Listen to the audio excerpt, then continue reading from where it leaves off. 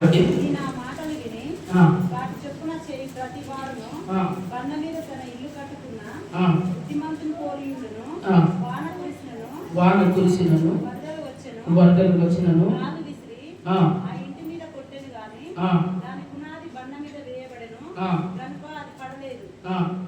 మరియు ఈ నా మాటలు విని వాటి చొప్పున చేయమని ప్రతి వాడు ఇసుక మీద తన ఇల్లు కట్టుకున్న బుద్ధి దీనున్నే కోరియుండును వాన కురిసెను వరదలు వచ్చెను గాలి విసిరి ఆ ఇంటి మీద కొట్టెను అప్పుడు అది కూలబడెను. చాలు ప్రేమికుల వల్ల గమనించండి. ఇప్పుడు నా వైపు చూడండి ఒకసారి. ఇల్లు దేని మీద కడతారు? ఇల్లు కట్టారు అందరూ? కట్టారండి? గురవయ్య గారు అల్లు గారు కట్టారుగా. ఇల్లు ఎక్కడ కడతారు? తిరిగి మంత్రులు బాగానే ఉన్నారు. భూమి మీద అందరు కట్టేది రైట్. భూమి మీదనే. కానీ అనేకులు మనము ఇసుక మీద కడతామా లేకపోతే బండ మీద కడతామా, అనగా మంచి నేల మీద కడతామా? చెప్పండి. బండ మీదేగా, అంతేనండి. బండ మీదనే ఎందుకు ఆ విధంగా మనం కడతాము ఇంటిని? ఇసుక మీద కట్టొచ్చుగా, ఎందుకు కట్టము ఇసుక మీద? చెప్పండి. అందరికి తెలిసినటువంటి మాటలే చెప్పండి. ఇప్పుడు ఇసుక మీద కట్టాలనుకోండి, నువ్వు ఎంత పెద్దగా ఎత్తు కట్టినా, ఎంత భవనాలు కట్టినా, ఎంత పునాది తవ్వినా, ఎంత హైట్ కట్టినా, లేకపోతే పునాది ఇంకా లోనికి వెళ్ళి ఎంత లోనికి వెళ్ళి కట్టినా కూడా ప్రేమల వల్ల ఒకనొక దినమున అది ఇసుక మీద కట్టింది కాబట్టి అది కూలిపోతుంది. అదేవిధంగా అది ఎందుకు కూలిపోతుంది అంటే కనుక వాగులు వస్తాయి, ఉరుములు వస్తాయి, మెరుపులు వస్తాయి, ఇంకేమొస్తుంది? గాలి వస్తుంది, సుడిగుండం వస్తుంది, తుఫాన్ వస్తుంది, ఇసుక వస్తుంది. ఈ అన్నిటికీ తట్టుకోలేదు కాబట్టి అది పడిపోవడం జరుగుతుంది. కానీ ప్రేమ వల్ల ఇప్పుడు ఒక్కసారి గమనించినట్లయితే కనుక ఈ మాటలు మాట్లాడుతూ ఏమని అంటా ఉన్నాడంటే, యేసుక్రీస్తు ప్రభుల వారు ఇప్పుడు చదవండి 20వ వచనం ఏమున్నదంటే, 21వ వచనం ఏమున్నదంటే కనుక, ప్రభువా ప్రభువా అని నన్ను పిలుచు ప్రతి వాడు పరలోక రాజ్యాన్ని ప్రవేశింపడు గాని. చెప్పండి. యేసయ్యా, నేను చర్చికి పోతున్నా, యేసయ్యా నేను మందిరానికి పోతున్నా, యేసయ్యా నేను ఆదివారం పోతున్నా, చర్చికి పోతున్నా, స్త్రీల గుడికి పోతున్నా, ఉపవాస ప్రార్థనకు పోతున్నా. మంచిదంటారా? మంచిదిగా, మంచిదే. ఇక్కడ అంటున్నటువంటి మాట ఏంటంటే కనుక, ప్రభువా ప్రభువా అని పిలుచు ప్రతి వాడు పరలోక రాజ్యానికి ప్రవేశించడు. నేను ప్రభువా దేవా, నా యేసయ్య మంచోడు, నా యేసయ్య నన్ను ఆదరించే దేవుడు, నా దేవుడు ఏది బలపరిచే దేవుడు, నా దేవుడు కాపాడే దేవుడు, అన్ని మాటలు అంటూ ఉంటాం. ఈ రోజులలో కూడా క్రైస్తవులు అనబడిన వారందరం కూడా ఇదిగో ఈ విధంగా చేస్తా ఉన్నాము. ఏ విధంగా చేసినా, దేవా నువ్వు మంచివాడివి, దేవా నువ్వు మంచి దేవుడవు రాజా, ఇదిగో నా కుటుంబం ఈ కార్యం చేసావు, నా కుటుంబం ఆ కార్యం చేసావని చెబుతూ ఉంటారు. ప్రేమ గమనించండి. ఈ చెబుతూ ఉన్నటువంటి మాటలలో ఇస్కరియోతు యూదా కూడా అదే విధంగా చేస్తాడు. చదవండి ఒకసారి ఇస్కరియోతు గురించి. అదే మత్తయి సువార్త 27వ అధ్యాయము 27వ అధ్యాయము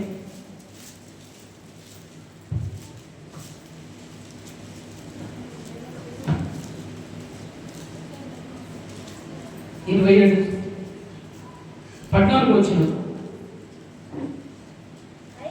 అయితే ఆయన ఒక మాటకైనను అతనికి ఉత్తరం ఇయ్యలేదు. 26 చదవండి ఒకసారి. 26 14 చదవండి.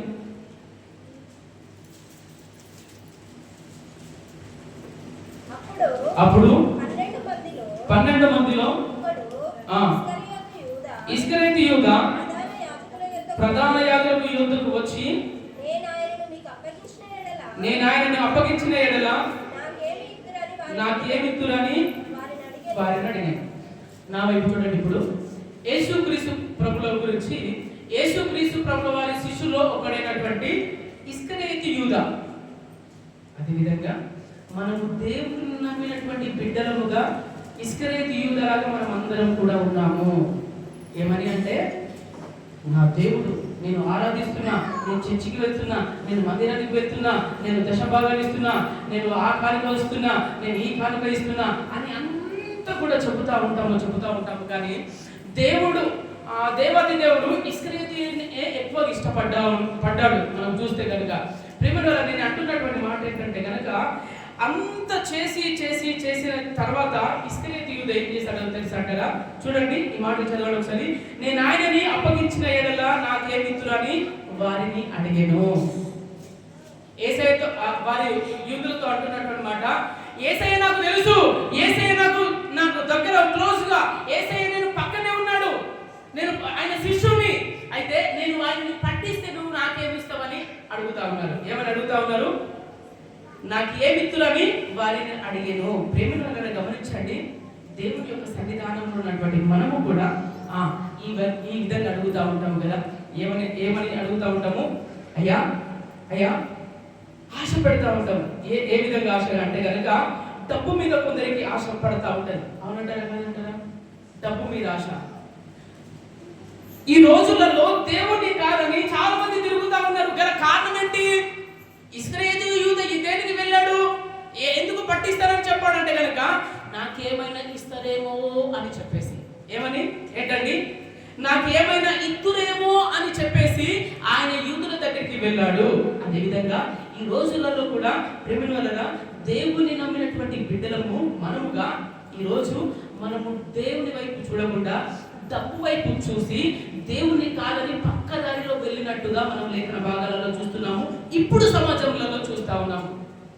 ఈ రోజులలో లేరంటారా? అనేకులు ఒక మాట అడుగుతానండి, నువ్వు దేవుని నమ్మినటువంటి బిడ్డవుగా ఆదివారం నువ్వు ఎక్కడుండాలి? ఆదివారం నువ్వు ఎక్కడుండాలి? మందిరంలో ఉండాలి.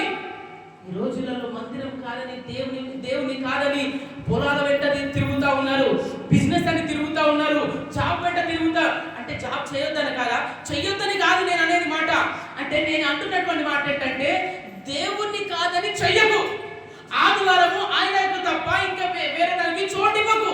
ఈ రోజులలో ఇవన్నీ కూడా ఏమవుతున్నాయో తెలుసా? దారి తప్పినట్లుగా మనం చూస్తా ఉన్నాము. ఇస్కరియోతు యూదా ఏం చేశాడు? డబ్బు ఆశ వైపు. అందుకనే ఏం చేశాడు తెలుసా? సాతాను కూడా ఏం చేశాడంటే మనల్ని దేవుని నుండి తొలగించడానికి ఏం చేశాడంటే కనుక దేవుని నుండి తప్పించుకోవడానికి డబ్బు వైపు ఆశ చూపెడతా ఉంటాడు. ఏమని తెలుసా? ఈ ఆయన కారు కొట్టాడు, ఏమేమి ఈసారి కారు ఎక్కడైనా తీసుకోవాలి. ఆయన బంగ్లా తీసుకున్నాడు, బంగ్లా కట్టుకున్నాడు, మేడ కట్టుకున్నాడు, మిద్దె కట్టుకున్నాడు. ఏమే ఖచ్చితంగా చర్చికి పోకున్నా పర్లేదు, కానీ నువ్వు పని పని పని పని పని పని పని పని పని పాడుగాను పని పని పనిలో కనిపించింది. ప్రేమైన వల్లరా, నువ్వు పనికి దేవుని కాదని వెళ్తే పరలోకానికి నీ పని చేర్చలేదు. నీ డబ్బు ఎంత సంపాదించుకున్న డబ్బు నువ్వు పరలోక రాజ్యానికి చేర్చలేవు. నువ్వు ఈ లోకాన్ని ఎంత కొనుక్కున్నా కూడా దేవుడు కాదని వెళితే కనుక అక్కడ నీకు ఫలితము ఉండదు. యోహాను సువార్తలు అంటాడు కదా, నాకు వ్యతిరేకం నుండి మీరు ఏమి కూడా చేయలేరు అని లేఖన భాగాలలో మనం చూస్తున్నాము. ఈ రోజు క్రైస్తవులు అనబడిన వారందరూ కూడా ఇస్కరియోతు యూదాలాగా చూస్తున్నాం. ఏమని తెలుసా? నాకు ఏమిత్తురు అని చెబుతా ఉన్నాడు. యేసయ్యని నేను పట్టిస్తాను, నువ్వు నాకేమిస్తావయ్యా అని అంటా ఉన్నాడు. దేని గురించి? డబ్బు గురించి. ఈ రోజులలో ప్రేమ వలన డబ్బు గురించి అనేకులు దేవుని నుండి తొలగిపోయినట్లుగా మనం చాలా మందిని చూసామంటారా లేదంటారా? చెప్పరా? చూస్తామా? ఇప్పుడు నువ్వు దేవుణ్ణి కాదని, నువ్వు ఆదివారం కాదని నువ్వు ఎటో వెళ్ళిపోయి నువ్వు అనర్థానికి దారి తీస్తుంది, నష్టానికి దారి తీస్తుంది. అది మనకు ఆశీర్వాదం కానే కాదు. గమనించండి, ఈ రోజులలో దారి తప్పిపోతా ఉన్నారు, వెళ్తా ఉంటారు. ఈ రోజు ఆదివారం కదా, ఆదివారం కాదని నువ్వు 50,000 వస్తాయని వెళ్తా ఉన్నావు, కానీ నా దేవుడు నిన్ను బట్టి ఏడుస్తా ఉన్నాడు. దేని బట్టి తెలుసా? ఎందుకైనా ఈమెను రక్షించుకున్నది, ఎందుకైనా చర్చకి రాకుండా మానుకొని ఆమె ఇప్పుడు ఇక్కడ నుండి వెళ్తా ఉంటే దేవుడు చూడడా? నువ్వు ఇక్కడ నుండి వెళ్తా ఉంటే, పొలానికి వెళ్తా ఉంటే దేవుడు చూడడా, అయ్యో ఎందుకు ఈ బండపాలెం ప్రాంతాన్ని ఎన్నుకున్నది, ఎందుకు ఈ బండపాలెం ప్రాంతాన్ని ప్రజలని ఎన్నుకున్నది, ఇందుకే నా మాట వినకుండా ధిక్కరించి బయటికి వెళుతా ఉన్నారు, దేవుని కాదని దూషించి వారు వెళుతా ఉన్నారు. ఈ రోజులలో ఆ విధంగా జరుగుతూ ఉంది. నువ్వు నిక్కసైనటువంటి క్రైస్తవుడిగా ఉండాలంటే కనుక ఖచ్చితమైన బండ మీద ఇల్లు కట్టుకోవాలి. ఆమేన్. బండ మీద ఇల్లు కట్టుకుంటే కనుక వర్షం వచ్చినా కూలిపోదు, వాన వచ్చినా కూలిపోదు, వరదలు వచ్చినా కూలిపోదు, ఎంత తుఫాన్ వచ్చినా, ఉరుములు మెరిసినా, మెరుపులు ఎన్ని వచ్చినా అది కూలిపోదు. ఎందుకు కూలిపోదు అంటే కనుక ఆ వాక్యం అనే బండ మీద నువ్వు పునాది వేసావు కాబట్టి. ఈ రోజులలో దేవుని నేను తొలగిపోతున్నానంటే గల కారణం ఏంటో తెలుసా? వారి యొక్క వాక్యం అనే బండ మీద వారు కట్టుకోలేదు. ఈ రోజు దేవుడు నాకు కార్యం చేయలే, నిన్ను ఆశీర్వదించకపోతే నీకు కష్టాలు పెడితే దేవుడు కాదని నువ్వు వెళ్ళిపోతావా? ఒక మాట అడుగుతాను. యేసయ్య ఉన్నన్ని రోజులు 33.5 సంవత్సరాలు ఉన్నాడు, పరిచర్య చేశాడు. ఆ 33.5 సంవత్సరాలలో ఆయన దక్షంగా లగ్జరీ జీవితము జీవించుకుంటూ హ్యాపీగా ఎంజాయ్మెంట్ ఉన్నట్టుగా ఉందా? విషయం తెలుసా? దేవుని నమ్మిన తర్వాతనే కష్టాలు స్టార్ట్ అవుతాయి. దేవుని నమ్మిన తర్వాతనే నష్టాలు స్టార్ట్ అయిపోతాయి. దేవుని ఆ కష్టాలలో నీవు గట్టిగా నిలబడాలి. ఈ కష్టాలు ఏంటండి? 40 రోజులు ఉంటాయి, 30 రోజులు ఉంటాయి, 100 సంవత్సరాలు ఉంటాయి. కానీ ఈ కష్టాలలో దేవుని గట్టిగా పట్టుకుంటే కనుక పరలోక రాజ్యానికి మనం వెళ్తాము. ఈ కష్టాలు అమ్మో ఈ కష్టాలా అని చెప్పేసి మనము దేవుని దూషించి మనము బయటికి వెళ్ళిపోతే కనుక నిత్య నరకానికి వారసులు అవుతాము. ఆమేన్. హల్లెలూయా. ఒక మాట అడుగుతాను చూడండి. యోబు గారు ఏ విధంగా ఇల్లు కట్టుకున్నాడో తెలుసా? బండ మీద ఇల్లు కట్టుకున్నాడు. దేని మీద? వాక్యం అనే బండ మీద ఇల్లు కట్టుకున్నాడు యోబు గారు. నిజమైనటువంటి విశ్వాసి, నిజమైనటువంటి సేవకుడు ఎప్పుడు బయటపడతారో అంటో తెలుసా అంటారా? ఎప్పుడు బయటపడతారు? ఎప్పుడు బయటపడతారక్క? రాని కష్టాలు, ఆ పక్కన కష్టం, ఈ పక్కన కష్టం, ఈ పక్కన కష్టం. ఏంటి కష్టాలు? కష్టాలు వస్తూనే ఉన్నాయి, ఒకటి తర్వాత ఒకటి, ఒకటి తర్వాత ఒకటి, ఒకటి తర్వాత ఒకటి, ఒకటి తర్వాత. అందుకని యోబు గ్రంథం తీయండి ఒకసారి. యోబు గ్రంథం 1వ అధ్యాయం తీయండి ఒకసారి. యోబు గ్రంథం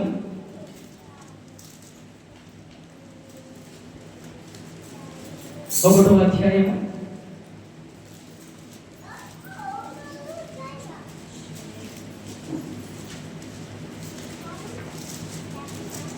21వ వచనం.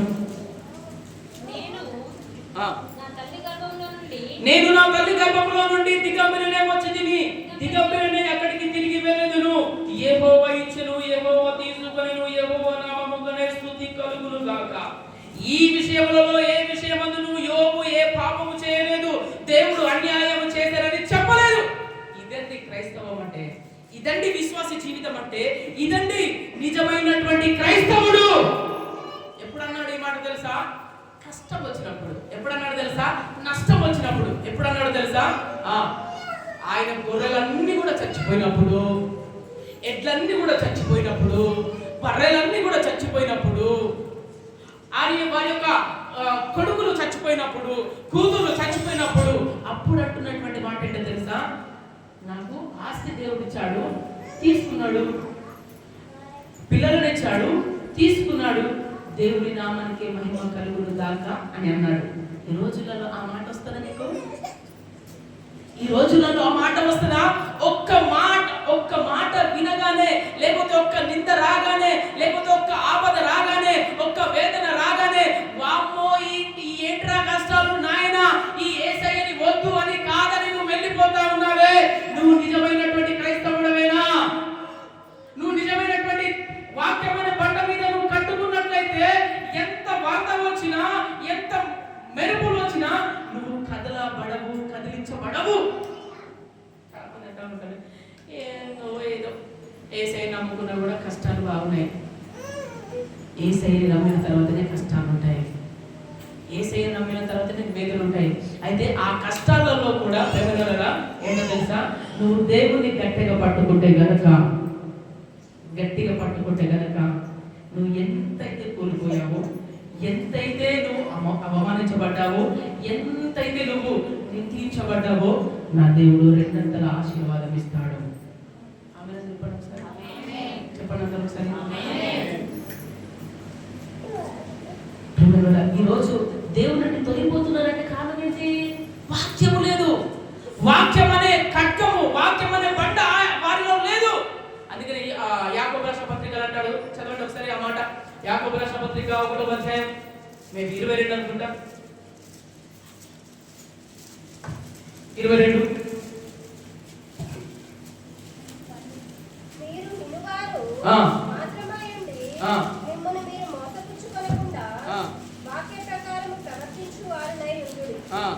ఎవడైనా వాక్యమును వినువాడై ఉండి దాని ప్రకారము ప్రవర్తింపని వాడైతే వాడు అద్దంలో తన సహజ ముఖమును చూచుకొని మనుషుని పోలి ఉన్నాడు.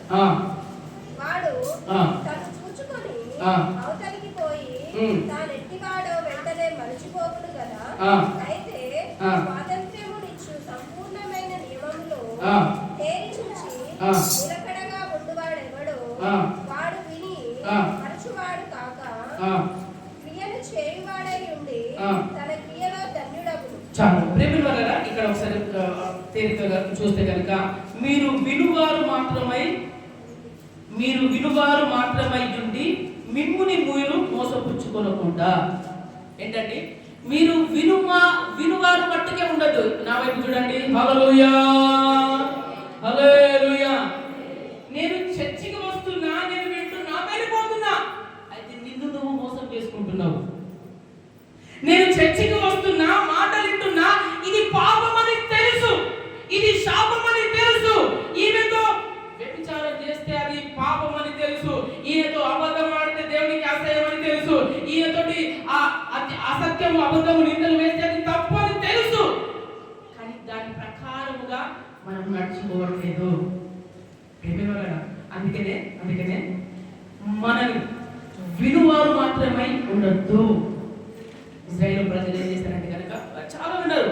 యేసయ్యా నన్ను కాపాడు ప్రభువా, నన్ను కాపాడు ప్రభు అంటే ఆయన కాపాడాడు. కాపాడిన తర్వాత ఏమైంది?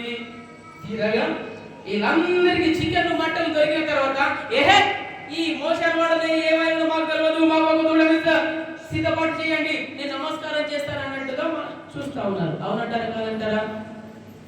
వీరు విన్నవారా వినని వారా? ఆమేన్.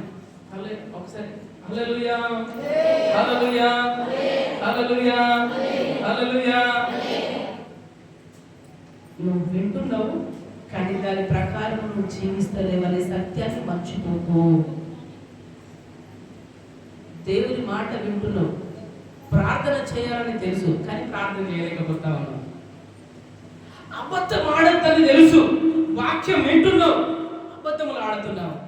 ఇతరుల గురించి నువ్వు మాట్లాడొద్దని దేవుని లేఖనాలలో సెలవిస్తా ఉన్నది. అయినా కూడా ఏం చేస్తున్నావు తెలుసా? ఆ మాట నీకు తెలుసు కానీ దాని ప్రకారం నువ్వు ప్రవర్తించట్లేదు. అందుకని అంటాడు కదా, చేయండి ఒకసారి సామెతల గ్రంథము 21వ అధ్యాయం 10వ వచనం.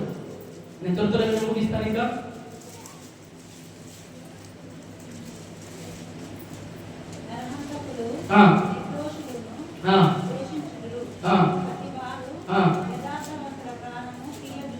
చూడండి ప్రేమ కదా, కీడు చేయవాడు భక్తిహీనుడు. ఇప్పుడు మనం ఒకరికి కీడు చేస్తున్నాము అంటే కనుక దాని అర్థం ఏంటి? ఒకరికి హాని చేయాలని నీకు ఆలోచన తలపు వచ్చిందంటే దాని అర్థం ఏంటి? భక్తి పరులుగా. అదేనా బండ మీద వాక్యము కట్టుకున్నావు, అదేనా బండనే ఆ వాక్యాన్ని నువ్వు హృదయంలో కట్టుకున్నావు, ఇతను నువ్వు హాని చేస్తున్నావు, నువ్వు కీడు చేస్తున్నావు అంటే నువ్వు భక్తిహీనునివి. లేఖనాలు సెలవిస్తా ఉన్నాయి. ఏంటి? నువ్వు ఇతరులకు కీడు చేస్తున్నావు, నువ్వు ఇతరులను హాని చేస్తున్నావు. దేవుడు అదేనా నేర్పేది మనకు? అదే ఇతరులు కీడు చేయొద్దు, హాని చేయొద్దు, మేలు చేయండి అని లేఖన భాగాలు సెలవిస్తా ఉంటే ఈ రోజుల్లో క్రైస్తవులే ఏం చేస్తారు తెలుసా? కీడు చేస్తా ఉన్నారు. అందుకనే ఇంకొక మాట మనం చూస్తా ఉన్నాము. చూడండి 10వ అధ్యాయం 18వ వచనం చదవండి ఒకసారి.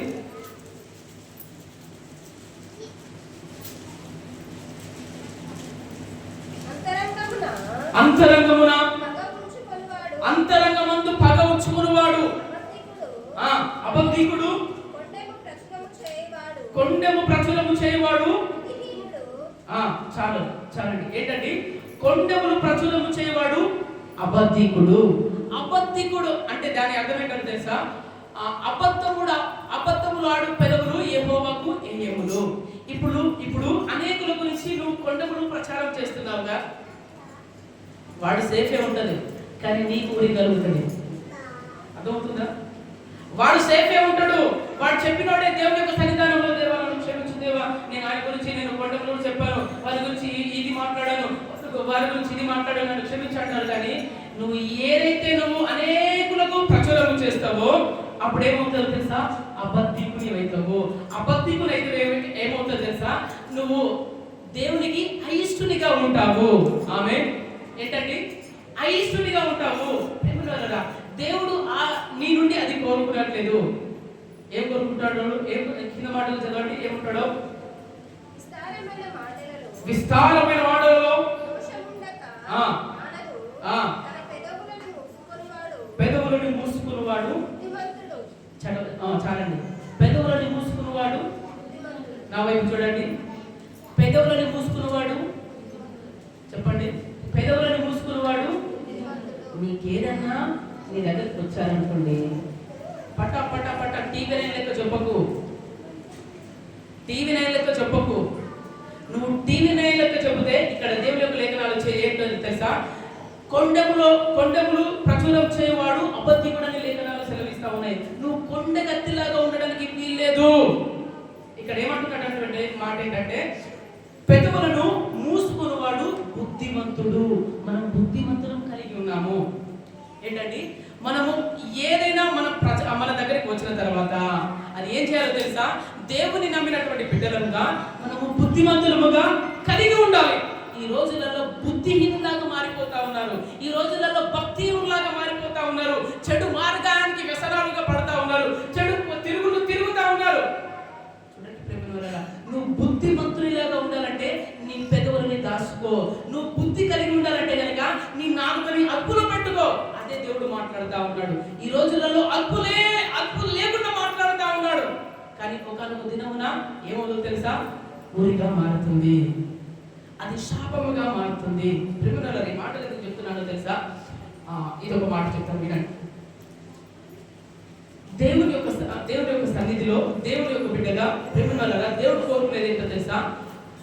బండ మీద ఇల్లు కట్టుకోవడం అంటే ఒక మాటలు చెప్తా, వినండి. యోగు గారికి కష్టాలు వచ్చాయి, కన్నీళ్ళు వచ్చాయి, వేదనలు వచ్చాయి, ఎక్కడ కూడా తొలగిపోలేదు. ఇంకొక మాట చెప్పాలంటే, నోటి మాట ద్వారానైనా పాపం లేదు. దేవుడు నన్ను ఈ విధంగా చేశాడు అన్నట్టు కూడా లేదు. అదేవిధంగా మనము దేవుడి యొక్క సన్నిధిలో ఉన్నటువంటి మనము ఆ విధంగా ఉండాలని దేవుడు కోరుకుంటా ఉన్నాడు. ఆమేన్. హల్లెలూయా. ఇంకొక భక్తుని గురించి నేను చెప్తాను.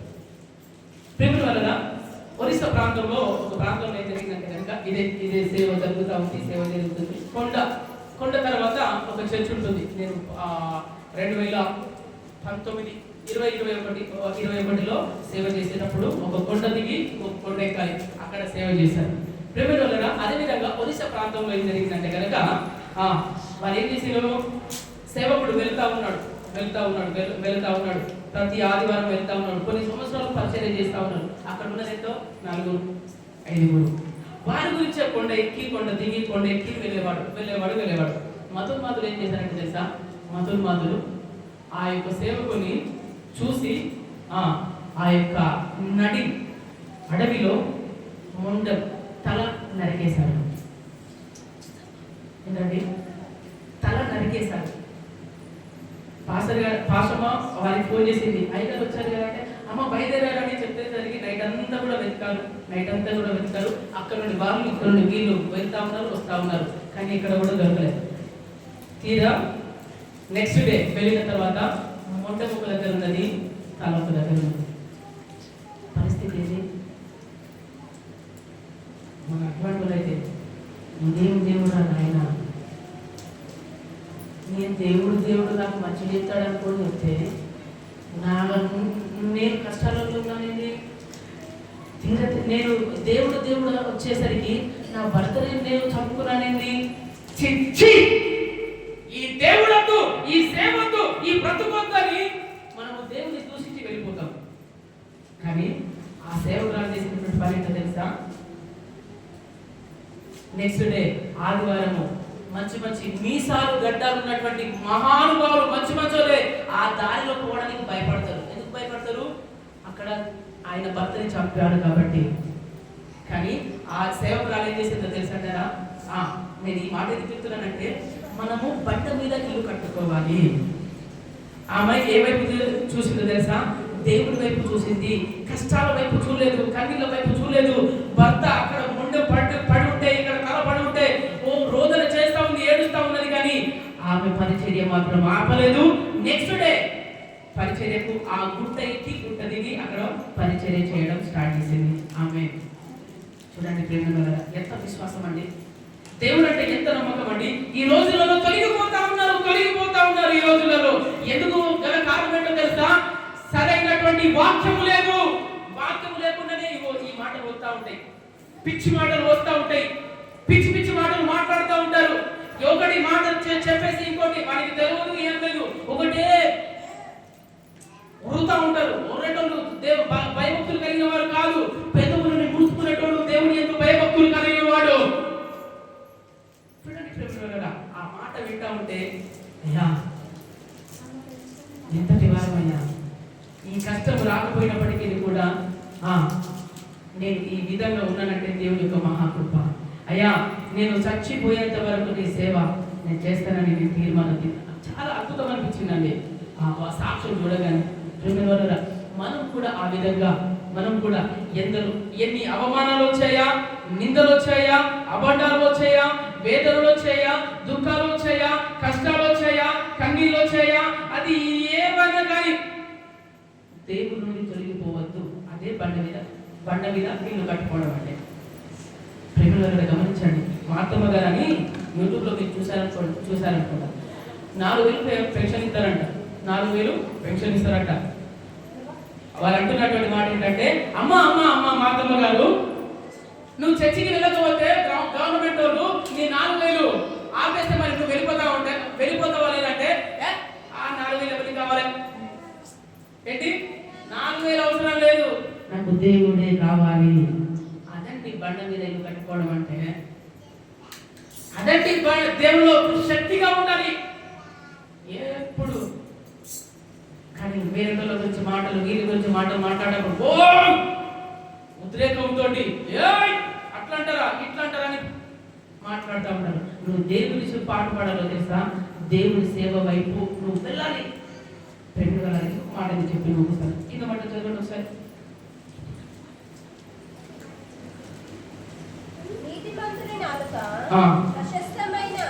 అది కాదు, ఒకసారి మత్తయి సువార్త చదవండి ఒకసారి. మత్తయి సువార్త 26:16 చదవండి.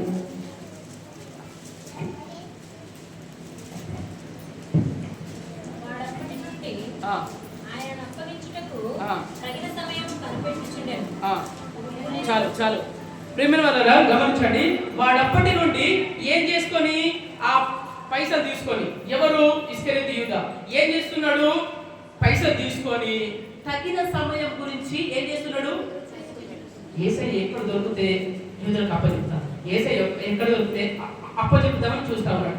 ఇంకోసారి చూడండి, వాడప్పటి నుండి ఆయన్ని అప్పగించుటకు తగిన సమయము కనిపెట్టుచున్నాడు. ఈ రోజులలో ఈయన గురించి కనిపెడతా ఉంటది. ఆయన గురించి కనిపెడతాడు. ఈయన దేని గురించి కనిపెడతా ఉన్నారు? ఇంటికి ఎందుకు పోయింది, ఆమె ఇంటికి ఎందుకు పోయింది అని ఈ కనిపెట్టడం ఏంది? ఇది ఇస్కరియోతు యొక్క ఆత్మ, ఇది దురాత్మ. ఇక్కడ అంటున్నటువంటి మాట ఏంటంటే కనుక, సమయమును కనిపెట్టుచు ఉండెను. నువ్వు సమయమును దేని గురించి కనిపెట్టాలి తెలుసా? నేను ఈ రోజు దేవునిలో నేను ఏ విధంగా ఉన్నా కనిపెట్టాలి. నేను ప్రార్థనలో ఈ రోజు నేను ఏ విధంగా ఉన్నా కనిపెట్టాలి. నేను ఈ రోజు ప్రార్థన చేసుకున్నానా కనిపెట్టాలి.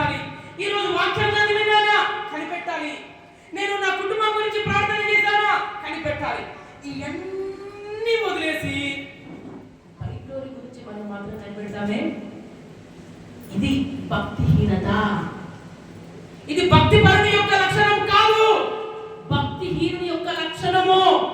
ఇతరుల గురించి నీకు సంబంధమే లేదు, వాడి కనబోయి నీకు సంబంధం లేదు. నేను అంటున్నటువంటి మాట ఏంటంటే కనుక, నీలో ఉన్నటువంటి నలుసుని ఫస్ట్ తీసుకో, నీలో ఉన్న పాపాన్ని కడుక్కో, తర్వాత నువ్వు వాళ్ళ గురించి చూడు. నువ్వు నీలోనే పాపం ఉన్నది, నువ్వే అబద్ధికురాలు, నువ్వే మోసగత్తివి, నువ్వే కొండగత్తివి, నువ్వే అబద్ధాలు ప్రచారం చేసేవాడివి, నువ్వే చాడులు చెప్పేదానివి, నువ్వే అబద్ధములు ఆడేదానివి. కట్టబోతున్నది ఇది క్రైస్తవులకు తగదు. ఇది బండ మీద ఇల్లు కట్టుకునే ఆత్మ కాదు, బండ మీద ఇల్లు కట్టుకున్నటువంటి లక్షణం కాదు. మాట అంటే దేవుని యొక్క సమయం గురించి చర్చించు.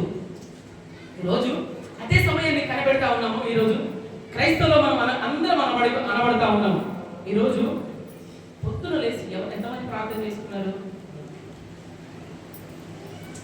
ఓకే, పొద్దున లేచి ఎంతమంది ఏది బైబిల్ చదివారు? ఇవి మనం పాటించాలండి. నేను ఎప్పుడు దేవుని యొక్క మందిరానికి వెళ్ళాలి, నేను ఎప్పుడు ప్రార్థనలు చేసుకోవాలి, నాలో పాపాలు ఉన్నాయా, నాలో దోషాలు ఉన్నాయా, నేను వ్యతిరేకంగా ఉన్నానా, ప్రతి మాటకు ఒక దినముల లెక్క అప్పగింపాల్సినటువంటి అవసరం ఉన్నదనే సత్యము మర్చిపోవద్దు. అందుకనే నేను అంటున్నటువంటి మాట ఏంటంటే తెలుసా, పొంచి ఉన్నాడు. ఏమని పొంచి ఉన్నాడు? ఈ యేసుక్రీస్తు ప్రభువు వారు ఎక్కడ దొరుకుతాడని సమయం గురించి కనిపెడతా ఉన్నాడు. ఎటువంటి వాడు తెలుసా? ఇసుక మీద ఇల్లు కట్టినటువంటి స్వభావము. కష్టం వచ్చింది, నష్టం వచ్చింది, ఆశ కలిగింది, డబ్బు వైపు చూశాడు. ఒకనొక దినమున కింద మాటలు చదవండి, ఒకసారి కింద మాటలు చదవండి. శిష్యులు యేసునొద్దకు వచ్చి, పస్కాను భుజించుటకు మేము నీ కొరకు ఎక్కడ సిద్ధపరచబోచున్నామని 48 వచనం చదవండి. 48.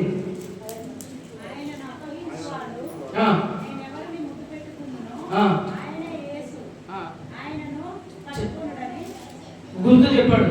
అయ్యా యూదులారా, నీకు నేను ఎవరైతే దగ్గరికి వెళ్ళి ముందు పెట్టుకుంటానో ఆయనే యేసు, నువ్వు వెళ్ళి పట్టుకోండి అని చెప్పడానికి గుర్తుగా ముందు పెడతా ఉంటారు. ఈ రోజులలో తీపిగా మాట్లాడేటోళ్ళని జాగ్రత్త, బహు జాగ్రత్త. తీయగా మాట్లాడుతూ ఉన్నారంటే గనక చాలా జాగ్రత్తగా. గద్దించి చెప్పేటోడు మంచోడు, తిచ్చటి మాటలు చెప్పేటోడు ఎవడు తెలుసా? ఒకనొక దినమున నీకే ఎసరు పెడతాడు, నీ కుటుంబానికే ఎసరు పెడతాడు.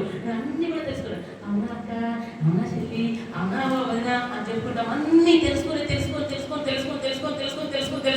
ఒకనొక దినం ఏమవుతుంది తెలుసా? ఆమెకి నీకు గొడవ అవుతుంది, అయిపోయాయి. ఇది ఇటువంటిది నాకు తెలియదా, ఆమె చెప్పింది అని ఆ విధంగా తయారవుతూ ఉంటారు. నేను అంటున్నటువంటి మాట ఏంటంటే కనుక, దేవుని యొక్క బండ మీద అనే వాక్యములో కట్టబడితే కనుక మనము ఎక్కడ కూడా తప్పిపోమనే సత్యాన్ని మర్చిపోవద్దు. ప్రేమ వల్ల హల్లెలూయా. నేను ఒక మాట చెప్పి నేను ముగిస్తాను. ఒక మాట చెప్తాను. అదే 26వ అధ్యాయము 39వ వచనం చదవండి. కొంత దూరం వెళ్ళి సాగిలపడి, నా తండ్రి సాధ్యమైతే ఈ గిన్నె నా యొద్ద నుండి తొలగిపోనిను, ఆయనను నా ఇష్ట ప్రకారం కాదు నీ సిద్ధ ప్రకారమే కానిమ్మని ప్రార్థించెను. ఏమని ప్రార్థన చేశాడు? చెప్పండి అందరూ ఒకసారి. నా ఇష్ట ప్రకారం కాదు నీ ఇష్ట ప్రకారం కానిమ్మని ప్రార్థించెను కదా. యేసుక్రీస్తు ప్రభువు కొరింథీయుల రాష్ట్ర పత్రికలు అంటాడు కదా, ఆయనే బండ. ఎవరు? యేసుక్రీస్తు ప్రభువు వారే బండ. పేతురుతో అంటాడు కదా, పేతురు నా సంఘాన్ని బండ మీద కట్టాలి అంటాడు. ఇక్కడ అంటున్నటువంటి మాట ఏంటంటే తెలుసా, నువ్వు బండ మీద అనే ఇల్లు అనే వాక్యం నువ్వు కట్టుకుంటే కనుక ఈ మాట అంటావు. ఏ మాట అంటావు తెలుసా? అయినను నా ఇష్ట ప్రకారం కాదు ప్రభువా అంటావు. ఏమంటావు? అయినను ఈ ప్రాబ్లం వచ్చిందా, ఈ నష్టం వచ్చిందా, ఈ వేదన వచ్చిందా, అయినను నా ఇష్ట ప్రకారం కాదు ప్రభా, నీ ఇష్టం జరుగునుగాక అని అంటావు. ఈ రోజులలో ప్రేమినులారా, దేవుని నమ్మినటువంటి బిడ్డలుగా ఏమన్నారు తెలుసా? ఈ మాట అన్నారు, అయ్యా నా ఇష్ట ప్రకారము కాదయ్యా, మీ ఇష్ట ప్రకారము జరగాలి. కష్టాలు వచ్చాయా, వేదనలు వచ్చాయా, దుఃఖాలు వచ్చాయా, ఎన్ని వచ్చినా కంఠంలో ప్రాణం ఉన్నంత వరకు యేసయ్యని వదలొద్దు. అది బండ మీద ఇల్లు కట్టుకోవడం అంటే. అది వాక్యము. ఒక్క మాట చాలండి వాక్యము. ఆ ఒక్క మాటతోటి నువ్వు జీవితాంతం చచ్చిపోయే వరకు బతకొచ్చు. కానీ ఇన్ని మాటలు ఇవి ఒక్క మాట మీద కూడా నిలబడలేకపోతా ఉన్నాం ఈ రోజులలో. చూడండి, యేసుక్రీస్తు ప్రభుల వారు ఏది వారికి యూదులకు అప్పచెప్పే ముందు ఆయన అంటున్నటువంటి మాట, ఆయనకు తెలుస్తా ఉంది, నేను దొరికితే గనుక కష్టం వస్తుంది, నేను దొరికితే నష్టం వస్తే, నేను దొరికితే నన్ను చంపేస్తారని ఆయనకు తెలుసు. ఆయనకు చూడండి, మరణము అంచుల్లో ఉన్నటువంటి ఆయన ఎంత మాట అన్నాడు చూడండి. ఏమన్నాడు? యా నా చిత్తం కాదయ్యా, నీ చిత్తం జరగాలి. ఈరోజు సంగమా ఈ మాట నీవు నేను అనాలి. దేవా నా చిత్తం కాదయ్యా, నా ఆలోచనలు కాదయ్యా, నీ ఆలోచనలు నెరవేర్చబడాలి. నీ మాట ప్రకారం ఎంత కష్టం వస్తే రాని, ఎప్పుడు వస్తాయి కష్టము? దేవుని లేఖన సెలవిస్తామని ఏంటో తెలుసా? కొన్ని రోజులు మట్టికే, జీవితాంతం రావు, కొన్ని రోజులు మట్టికే ఓపికగా ఉండు. నా దేవుడు ఖచ్చితంగా అద్భుతంగా రెండంతల ఆశీర్వాదము నీకు నాకు దయచేస్తాడు. ఆమేన్. హల్లెలూయా. కాబట్టి ప్రేమనులారా, మనము దేని మీద కట్టుకోవాలంటే మరొకసారి చదివి నేను ముగిస్తాను. చదవండి ఒకసారి, మనకు ఒకసారి 7వ అధ్యాయము 21వ వచనం చదవండి ఒకసారి, నేను ముగిస్తున్నాను.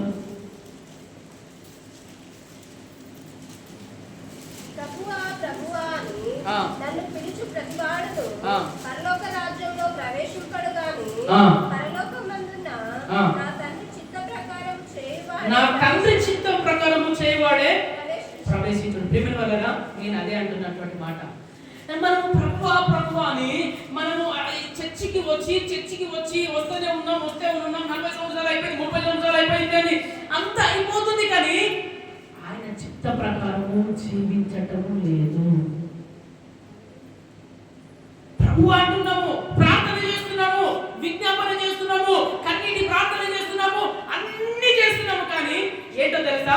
ఆయన చిత్త ప్రకారము చేయవాడు ప్రవేశిస్తాడు. ఆయన చిత్త ప్రకారము నువ్వు జీవించాలి. నువ్వు చర్చికి వస్తున్నావు కానీ నువ్వు మారుకుంటలేవు ఎందుకు? నువ్వు చర్చికి వస్తున్నావు కానీ బూతు మాటలు ఎందుకు మాట్లాడుతూ ఉన్నావు? నువ్వు చర్చికి వస్తున్నావు కానీ అబద్ధములు ఎందుకు మాట్లాడుతూ ఉన్నావు? నువ్వు చర్చికి వస్తున్నావు కొండములు ఎందుకు మాట్లాడుతూ ఉన్నావు? నువ్వు చర్చికి వస్తున్నావు అనేకుల గురించి ప్రచారం ఎందుకు చేస్తున్నావు? ఇది భక్తిహీనులకు సంబంధించినది. అది ఇసుక మీద ఇల్లు కట్టిన వారితో స్వభావం కలిగినటువంటి వారు. ఆయనకి సమాధానం ఏంటి? ఆయనకి సంబంధం లేదు. కష్టం వచ్చిందా అటు దూకుతారు, నష్టం వచ్చిందా అటు దూకుతారు, మంచిగా వచ్చిందా దేవుని వైపు ఉంటారు, కష్టం వచ్చిందా తొలగిపోతారు, దేవుడి నుండి తొలగిపోతారు. మనం ఆ విధంగా ఉండడానికి వీలు లేనే లేదు. హల్లెలూయా. కాబట్టి ప్రేమలారా, చేతులు జోడించి చెబుతా ఉన్నాను, మనము భక్తి పరులాగా బిహేవియర్ చేయాలి. నేను అంటున్నటువంటి మాట ఏంటంటే, స్కూల్ పిల్లలకి చెప్తా ఉంటారు, ఏమని మాట? అరే బాబు చదువుకోరా నాయన. ఏమంటారు? జయంత్ ఏమంటారు? ప్రణయ్ ఏమంటారు? స్కూల్ పిల్లలు ఏమంటారు? అరే ఇది చదువురా ప్లీజ్, గడ్డం పట్టుకుంటాం, అరే చదువురా ప్లీజ్ రా చెప్తా ఉంటారు. ఎవరు? School teacher. 10వ తరగతి అయిన తర్వాత చదువురా అక్కడ ఏదైనా కర్రేదిరా కర్ర పట్టి కొడుతూ ఉంటారు. ఈరోజు కర్ర అనే వాక్యంతో కొట్టేటప్పుడు నాతోనే మాట్లాడాడు, నా గురించి మాట్లాడాడు, ఎంత ధైర్యం, ఈయన ఎక్కడ దొరుకుతాడు, ఈయన ఏ తప్పులో దొరుకుతాడు, ఏ సందులో దొరుకుతాడు, ఏ నగరికలో దొరుకుతాడు అని చెప్తా ఉంటాం. ఇటువంటి దేవుడు మాట్లాడుతూ ఉంటే దాన్ని సరిదిద్దుకుంటే నీకు బాగుపడతావు. ఎన్ని రోజులని బుజ్జగిస్తూ ఉంటారు. ఎన్ని రోజులని అమ్మ రండి, అమ్మ రండి, అమ్మ చర్చికి రండి, అమ్మ చర్చికి రండి.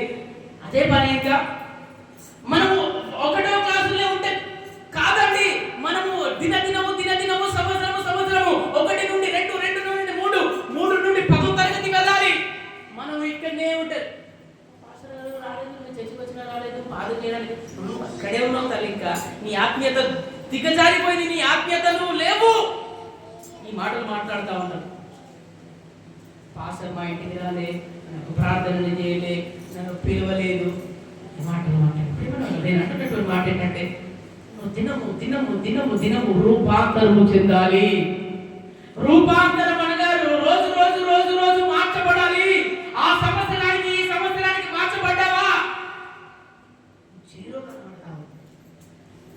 మనలో మార్పు జరగాలి, చర్చిలో మార్పు జరగాలి, మన మందిరంలో మార్పు జరగాలి, నీ కుటుంబంలో మార్పు జరగాలి, నీ చేష్టలలో మార్పు జరగాలి, నీ మాటలలో మార్పు జరగాలి, నీ పద్ధతిలో మార్పు జరగాలి, నీ ప్రవర్తనలో మార్పు జరగాలి. అవన్నీ కూడా మార్పు లేవు. కానీ చచ్చిపోదామా ఇక్కడ వచ్చి అయితే గట్ట చెప్తున్నాక ఏం తెలుసా?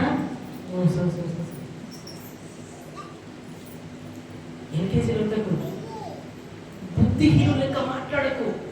బుద్ధిమంతుడు తన పెదవులని మూసుకుంటాడు. నీకు సంబంధం లేని విషయం వల్ల నేను యూట్యూబ్లో ఒకటి చూసిన, ఏంటో తెలుసా? భార్య భర్తలు కొట్లాడుతూ ఉన్నారు. భార్య భర్తలు కొట్లాడుకుంటున్నారు. పక్కింటి వాళ్ళు ఏం చేశారంటే ఇట్లా చూస్తారు. ఎట్లా చూస్తారు? పక్కింటి ఇట్లా చూసేసరికి అక్కడ ఉన్నాడు ప్లేట్ పట్టి ఇచ్చేటేమో ఏ భార్యకు. ఆ భార్య తప్పించుకొని ఆడు గిట్ల తొలగించిన వాడికి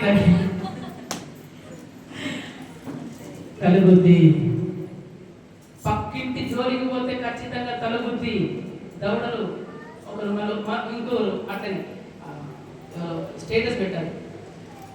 ఇది గాడిద పరిగెడతా పోతుంది, అనుకుంటే కుక్క పోతా ఉన్నది. ఏంటి కుక్క పోతా ఉన్నది, అరుస్తా ఉన్నది. దానికి అవసరం ఏమున్నది? దాని జోలి దాని పోతుంది. ఇది అవసరమా? అంటుంది. ఏం చేసింది?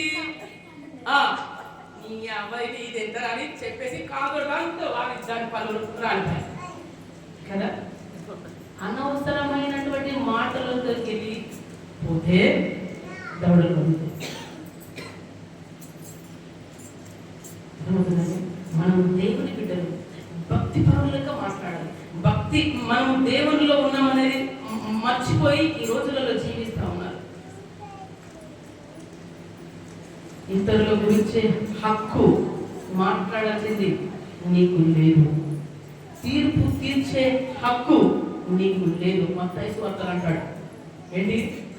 తీర్పు తీర్చుట నీ వంతు కాదు, దేవుడు చూసుకుంటాడు. ఆమె తప్పు చేసిందా? ఆయన తప్పు చేశాడా? ఆయన తప్పు చేశాడా? దేవుడు ఖచ్చితంగా రెండంతలా వేస్తాడు. ఖచ్చితంగా అది ఎవరైనా సరే, పాస్టర్ అయితేంది, పాస్టర్ అయితేంది, విశ్వాసులు అయితేంది, బిషపులు అయితే నాకేంది అని దేవుడు అంటాడు. నువ్వేవో పట్టపోతే దౌడ పడరాదు. కాబట్టి మనం ఏంటి, మన పని ఏంటి? మనం దేవుళ్ళు ఏ విధంగా ఉన్నాం? ఈ రోజుకి నిన్నటికి ఈ రోజుకు మనం మార్చబడ్డామా? నిన్నటికి ఈ రోజుకు మన ప్రార్థన జీవితము ఎదిగిందా లేకపోతే పెరిగిందా అన్నట్టు ఈ విధంగా మాట్లాడాలి. ఈ విధంగా మనం ఉండాలి. నేను ఎంతో ఆశతోటి, అయ్యా నా పెద్ద సంఘం ఇచ్చావయ్యా, దేవా స్తోత్రమయ్యా, ఇక నేను ఇంకా పని పెట్టుడే, ఏ పని ఉపవాసాలు ప్రార్థనలు పెట్టుడే, ఆ ప్రార్థన ఒక్కొక్కరితో ఏడిపిస్తా, ఒక్కొక్కరి గురించి 24 గంటలు ప్రార్థన చేపిస్తా, ఒక్కొక్కరితోటి ఎన్నో ప్లానింగ్ ఉండే, అన్ని కూడా కొలాప్స్ అయిపోయినాయి. కొలాప్స్. ఒక్కొక్కరితో గంటల తరబడి ప్రార్థన చేయించాలని నా ఆశ ఉండే. ఒక్కొక్కరితో ఉపవాసాలు పెట్టి అనేక దినాలు పెట్టి ప్రార్థనలు ప్రతినిత్యం ముచ్చట తెలుసా? ఈ సంఘములో ప్రతినిత్యము ధూపము వెలుతూ ఉండాలని నా ఆశ ఉంది. ధూపం అంటే ఏంటో తెలుసా? ప్రార్థన. ఈ సంఘంలో ప్రార్థన, ఈ మందిరంలో ప్రతిరోజు ప్రతినిత్యము ప్రార్థనలు జరగాలని ఎంతో ఆశతో ఉంటే వెనక నుండి పొడుస్తా ఉన్నారు. వెనక నుండి ఫోన్లు చేసి మన సంగతి ఏంది, వాడేంది, అడుగుదాము, నువ్వేది అడిగేది. అందుకనే లేని పనుల తల చూసిననుకో దౌడ పనులు రాదు. నేను చెప్పట్లేదు, లేక నాకు చెప్తాను, గాడిద చెప్తుంది. మన బాధ్యత ఉండడానికి వెళ్ళారు. దేవుని నమ్ముకున్నామంటే భక్తి పరులంగా మాట్లాడాలి. అందుకనే ఎవరైనా మాట్లాడేటోళ్ళు ఎటువంటి వారు మాట్లాడాలో తెలుసా? అందుకనే నిలబడేటోళ్ళు ఎటువంటి వారు నిలబడాలో తెలుసా? దేవుని యొక్క సన్నిధానంలో ఎవరు ఎక్కువ ఉండాలో తెలుసా? భక్తి పరులు, భక్తి పరులు, భక్తి పరులు. భక్తిహీనులను నిలబెట్టి మాట్లాడి పిచ్చినా అనుకోని పిచ్చి మాటలు మాట్లాడతాడు. నీకు ప్రార్థన తెలియదు, వాక్యం తెలియదు, ఆయనకి ఇష్టం వచ్చినట్టు మాట్లాడతారు. అందుకే అటువంటి పెట్టదు. మాట్లాడుతూ ఉంటారు, ఓ విచ్చలవిడిగా మాట్లాడుతూ ఉంటారు. అది మనకు తగదు. క్రైస్తవులకు ప్రేమలలో నేను అంటున్నటువంటి మాట ఏంటంటే కనుక బండ మీద ఇల్లు కట్టినటువంటి విధంగా మనం ఉండాలి. ఇసుక మీద నువ్వు కడితే కనుక కష్టాలు వస్తాయి, నువ్వు తొలగిపోతావు. వేదనలు వస్తాయి, తొలగిపోతావు. కష్టాలు, వేదనలు, దుఃఖములు అన్నీ వచ్చినప్పుడు వామో ఈ వద్దుల నాయన అని చెప్పేసి దేవునికి దండం పెట్టి వెళ్ళిపోతావు. లోకంలో కలిసిపోతావు. లోకంలో కలిసిపోయిన తర్వాత ఒక దినమున నిత్య నరకానికి కుమార్తె వెళ్తుంది.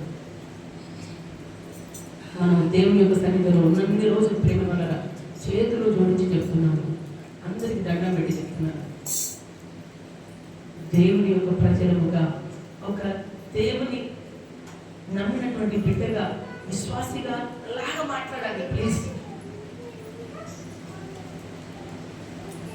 అన్నిలాగా మాట్లాడితే వారికి మనకు పొందలేదు. నేను ఇప్పటి వరకు మాట్లాడాలంటే చాలా మాట్లాడుతుండే, కానీ అవి మనకు తగదు కంటే నేను సైలెంట్గా ఉంటున్నాను.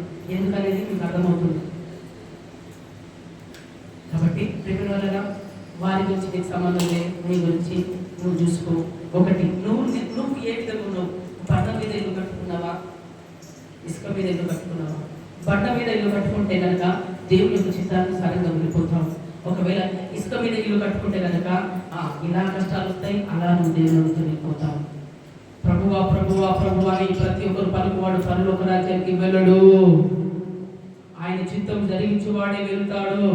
అదే యేసుక్రీస్తు ప్రభుల వారు మాట్లాడుతున్నటువంటి మాట ఏంటంటే, తండ్రి నీ చిత్తం అయితే ఈ గిన్నెను నా నుండి తొలగించండి, అయినను నా ప్రకారం, నా చిత్త ప్రకారం కాదయ్యా, నీ చిత్త ప్రకారమే జరగాలయ్యా అన్నట్టుగా మనము మన కుటుంబ జీవితాలని కట్టుకుందాం. ఆమె అందరూ కూడా లేచి నిలబడదాం, ప్రార్థన చేసుకుందాం.